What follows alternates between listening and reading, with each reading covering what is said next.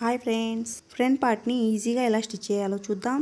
Main క్లాత్ని wrong side పైవైపు పెట్టేసి దీనిపైన లైనింగ్ని ఎదురెదురుగా పెట్టేసి జాయిన్ చేసుకోవాలి. చుట్టూ ఉన్న ఎక్స్ట్రా క్లాత్ని కట్ చేసుకోవాలి.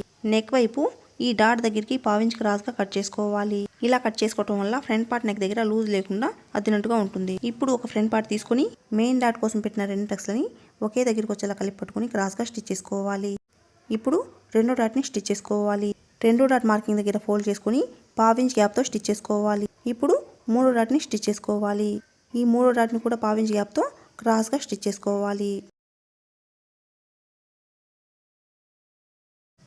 ఇదే విధంగా ఇంకో ఫ్రంట్ పార్ట్ని కూడా స్టిచ్ చేసుకోవాలి.